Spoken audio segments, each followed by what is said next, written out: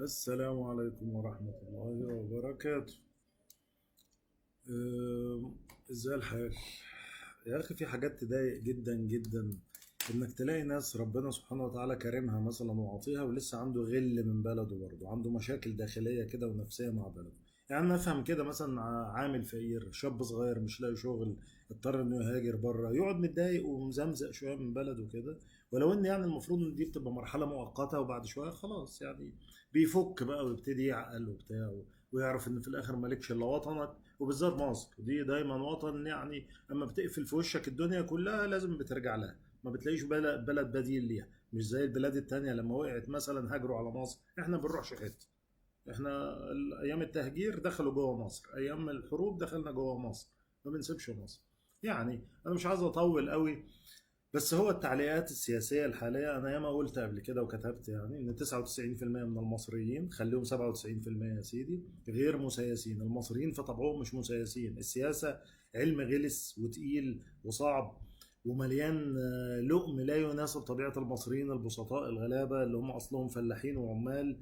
إحنا في الأصل ما إحناش تجار مثلا، فنعرف السياسة والإدارة والكلام ده اتعلمناه من دول أخرى أو من شعوب تانية جات لنا أو إحنا رحنا لهم. فكل مدرسة عندنا، كل واحد عندنا ليه مدرسة كده لوحده اتعلمها لوحده بره. انما في الاساس احنا فلاحين مهرة وعمال مهرة، بس ده احنا في الاساس. عشان كده تلاقي في ناس كتيرة من حتت تانية جت حكمتنا هنا في مصر، لان احنا مش بتوع سياسة. ما احنا زي مثلا الشوام او الاتراك، كلام كتير وشطارة في الكلام وكلام في السياسة وفعل قليل مثلا. حتى اخواننا السودانيين كده برضه شطار جدا في السياسة. يعني المصري مثلا اذا معاه جنيه يجيب بيه سندوتش الصبح وما يجيبش بيه الجورنال. السوداني العكس، يجيب الجورنال وما يجيبش السندوتش. يعني دي حاجات خدناها من الخبرات بتاعتنا واللف والسفر والكلام ده. في كام نقطة كده مثلا عايز ايه اقول لك عليهم يعني. مثلا الناس اللي اتربت كلها ايام عصر مبارك، كلها البكالوريوسات دي ناس بتحفظ التخصص بتاعها، في منهم المجتهد والشاطر جدا وفي منهم اللي لا بس في التخصص بتاعه وبس. ما تاخدش منهم اراء سياسيه ابدا، من اول ساويرس كده وانت نازل، يعني من اول ساويرس، عز ابو العينين، لكح، بشاي، ايوب، راتب، كل دول رجال الاعمال بتاع مبارك، كل دول اللي عملوا المليارات ايام مبارك دول من اموال الشعب يعني. والى الان بيعملوا، ربنا يزيدهم. دي حاجه ما تخصنيش، دي حاجه تخص الحكومه. كنت متوقع ان هي هتاخد منهم جزء بدل ما تستلف يعني. فدي نقطة، يعني ما تاخدش منهم رأي سياسي أبدا. رقم اتنين، كل البكالوريوسات بتاعت أيام مبارك كلها ما تاخدش منهم رأي سياسي، إلا اللي كان بيدرس سياسة، بيذاكر سياسة، بيصرف مصروفه على السياسة، بيسجل حلقات هيكل، بيقعد يتفرج على السياسة ويسمع سياسة ويخش أحزاب ويعمل مظاهرات في الجامعة ويطلع، ودي ليها تمن. مش جاي دلوقتي على كبر بعد بقى ما خلاص استريحت وقعدت على الكرسي عايز تعمل صفحة وتحط فيها رأيك. بيستغرب بقى انا جدا مثلا بمناسبه مثلا اخد حدث حاليا، يعني السياسه ما بتنتهيش، كل يوم في حدث، كل يوم في حدث، عامله زي الكوره كده على راي الكابتن حازم امام ما يقول لك والله ايه، احنا اتعودنا ان احنا ما نقعدش نزعل كتير على اللي فات. بكره في نيو ايفنت، نيو تشامبيون، خش فيها ورينا. في نيو تشامبيونز ليج، خش فيها ورينا شكلك بكره. خد بكره، خد بعده، ما تقعدش تندم على اللي فات ولا تعاير باللي فات، ده كلام الجهله بس. فالسياسه كل يوم مش هتخلص. يعني ازمه غزه دي ما اتكررت قبل كده كذا مره، بس المره دي بوقاحه زياده وقله ادب زياده، عشان خاطر اسيادهم الامريكان، اسياد العالم الحاليين الامريكان دايسين على اوروبا، وروسيا طبعا مشغوله بنفسها وخلاص وبس، والصين لسه بتكون شخصيتها. فمين اللي يقدر يوقفهم؟ محدش يقدر يوقفهم دلوقتي. اقصى شيء هو ان انت يعني ايه تلتزم كده، لا انا زعلان زي ما احنا بنعمل دلوقتي. لا انا زعلان، انا ما بكلمكوش، السفير ما يرجعش على هنا، خليكم بقى كده مفيش محادثات. نتنياهو يحاول يرن على الرئيس ما يردش عليه، واحنا نحاول ندخل على قد ما نقدر مساعدات او نقف في طريق التفاوض مثلا، نوفق الراسين مع بعض عشان يقعدوا بس. مفيش اكتر من كده. كل ما دون الحرب احنا بنعمله، واحنا طبعا مش عايزين الحرب ومش موافقين عليها. الدول بقى اللي عماله تشغل لجان علينا ومخابرات، اللجان اللي شغاله على النت دي والميديا، الميديا كلها لجان على فكره، الميديا كلها 99% منها لجان، 97 تاني برضه عشان ايه ابقى واقعي شويه. لجان ويسوقوا وراهم مثلا ايه، شويه قابضين فلوس وشويه بالجهل بيخشوا وراهم. اللي يفاجئك بقى مجموعه البكالوريوسات، الاطباء والمهندسين والمهنيين، اللي تفاجئهم اللي تلاقي وراه ايه، ايوه صحيح، هي ليه ما تفتحش المعبر يا ابن الجزمه؟ هو المعبر ده من ناحيه واحده، انا فاتح من ناحيتي، واقف الصهاينه الناحيه التانيه وانا مش عايز اتعامل معاهم. اقول له خد فتش وهيروح يوصل لهم هو يعني؟ ولا برضه نفس الموقف الوسخ اللي بيعملوه كل يوم ويقتلوا فيه الغلابه يا عيني؟ انا بتكلمش معاه، انا مقاطعه، انا واصل معاه لاقصى درجات الاستفزاز. انت بتتابعش احنا ال 14 اسرائيلي بيقول لك مصر اللي مزوده جيشها في سينا؟ انا في اقصى درجات الاستفزاز معاه.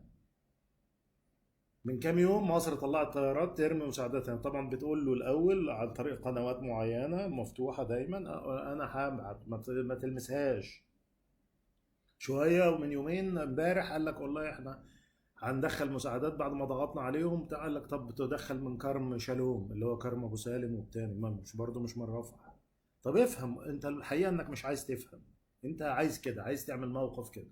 طب هو وبعدين اقصى حاجه بقى اما تيجي تقنعه وخلاص انتهى يعني. انا مش، ما حدش بيدفع لي، انا قطاع خاص، ما حد، ولا انا موظف حكومه، ولا انا طبيب في هيئه حكوميه، ولا انا مهندس، لا انا ما حدش بيدفع لي يعني. انا بقول اللي يرضي ربنا يعني. بس اما تيجي تقنعه بقى بكده واقتنع خلاص، يوم قايل لك ايه، اه بس كان ممكن يبقى فيه دور اكبر من كده. اللي هو ايه بقى يا عم الفقيك؟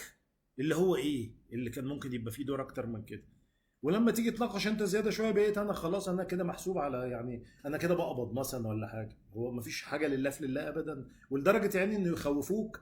لدرجه في ناس محترمه بحترمها جدا زي الاستاذ مختار نوح مثلا، من اول الناس اللي احترمتهم جدا، لانه احنا شباب كان مسموح ايام مبارك انك تعرف الاخوان ده حاجه طبيعيه يعني، ما تصدقش كلام التلفزيون، لا ابدا.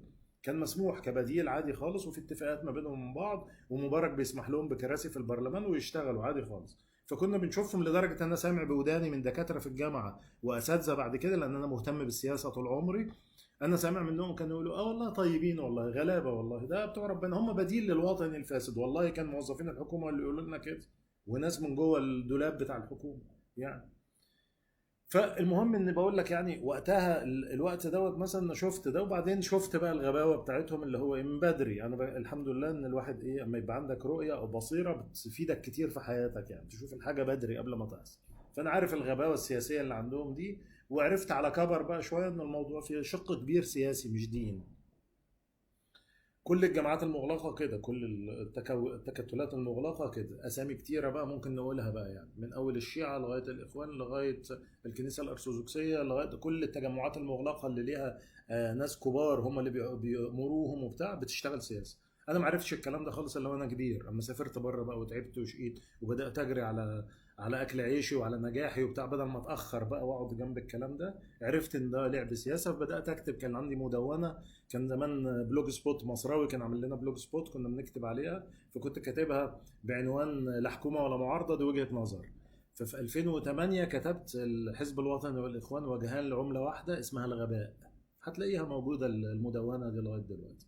بس وفعلا الى الان ده رايي يعني. فمن اول الناس اللي كشفوا غبائهم ومشوا كان استاذ مختار نوح ده. ارجعك بقى تاني، لقيته يعني بيخوفوه، وناس بيكتبوا مصر اليوم ومصراوي ومش على نفس المواقع المشبوهه دي اللي هو يعمل نفسه مع الدوله وهو عمال يدس السم في العسل. واحده اسمها جورجيت شرقاوي، جورجيت شرقاوي داخله تنقد اي كلام. والله العظيم يا جماعه انا نفسي الاقي نقد عاقل زي اللي كنت بسمعه ايام النقد، الناس النقاد المحترمين. من بعد كده استاذ هيكل كده اللي علمنا سياسه ينزل بقى كده. فين ايام ممتاز نصار؟ فين ياسين سراج الدين؟ فين الناس اللي كانوا عتاولة دول بيعرفوا يتكلموا ويقولوا حتى لو كان توجهه يساري، بس بيتكلم وينقد صح؟ انما ايه النقد الزباله اللي ابو شخه ده اللي انا بسمعه ده؟ لا البلد كان المفروض يبقى موقفها احسن. لا جورجيت شرقاوي دي كاتبه له اي كلمتين ما لهمش اي معنى، ارغي كتير تبقى حلو وتتوه اللي قدام. مش عليا انا، مش على المثقفين ابدا يعني. تعال اصور لك دلوقتي الكتب بتاع بس اللي في مكتبي، بس مش هجيب لك اللي في البيت كمان. فانت بتقولي ايه يا ستي، انت بتعملي ايه؟ شتايم بابشع الالفاظ. ادي اللي متربيه ولاد الناس، ادي شتايم بابشع الالفاظ. وانت فاكرني ما انا كمان سيساوي؟ مين قال لك كلمه سيسي وسيساوي والكلام الخايب ده؟ احنا مع بلدنا مش مع الشخص. الشخص هيقعد شويه وهيمشي ومش نبي، ليه اخطاء ايوه. احنا مع البلد، اما نلاقي البلد دي ماشيه كويس بتبني وبتطور وبتستلف عشان تبني وتطور، انا معاهم 200%. بس اما بلاقي بقى عيوب تانية انا اللي بعرف انقدها، لان انا عارف انا كويس في السياسه انقد ايه. مش هكتب كلام خايب وارجع انقد بنقد خايب. انتوا لا شطار في التأييد زي احمد موسى كده ما يقعد يهبل ويقول لا كل حاجه بقت حلوه بقينا سويسرا، وطبعا ده مش حقيقي، ولا شطار في النقد لما تقعدوا تتفرجوا على القنوات الفاشله بتاعت مأملين وبتاعت رصد وبتاعت شبكات الاخوان اللي بره، وزيهم كتير زيهم كتير جواسيس، مش بس الاخوان، ده اخوان شويه قد كده اللي عاملين لهم حجم دول شويه قد كده، في زيهم